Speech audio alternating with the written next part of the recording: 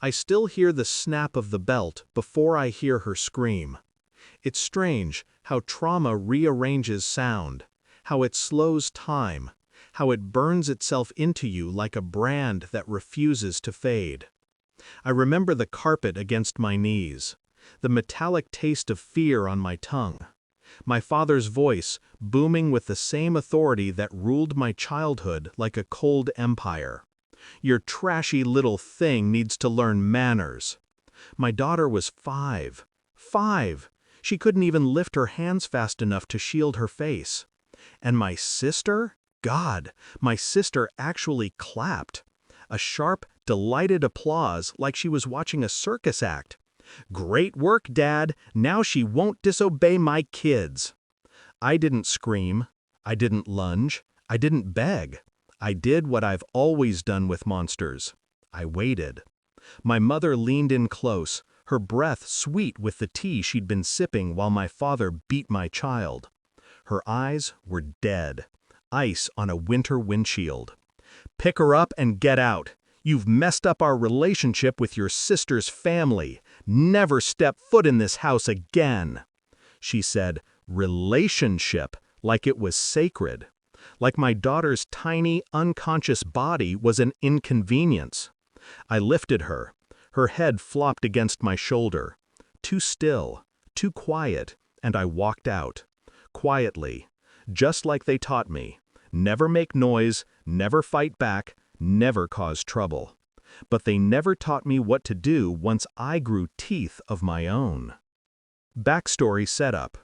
People assume the worst betrayals come from lovers. They're wrong. Family betrayal cuts deeper. It's betrayal by people you once prayed were good. Growing up, I used to believe my family was strict, not cruel. My father's belt was discipline, my mother's silent treatments were teaching me respect, and my sister's constant blaming was just sibling rivalry. I learned to survive by being small, by being invisible. But when my daughter was born, something shifted. I vowed she wouldn't inherit my silence. I should have known they'd hate that. Discovery of betrayal. The patterns came back slowly, little things at first. My sister complaining that my daughter was too independent. My mother telling her to stop asking questions. My father glaring when she didn't obey him fast enough. Then came the day I found bruises on my daughter's arms after a family gathering. She said she had fallen, the same lie I used to tell. I started watching their shadows more carefully.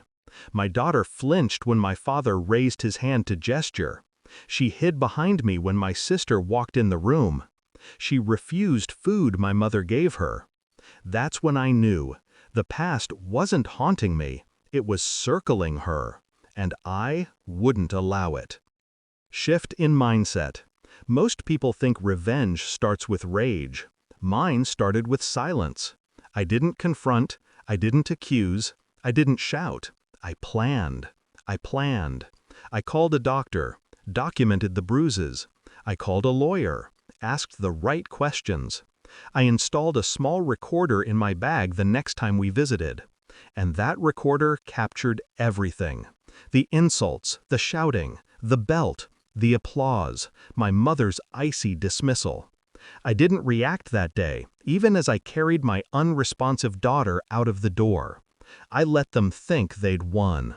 Monsters get careless when they believe you're weak. Execution of the plan. 3 days later, I walked into a social services office with my daughter's medical report, the audio recording, and the bruises still fading on her small body. The woman listening to the tape kept wiping her tears. By the end of the week, a legal storm hit my family like an iron fist.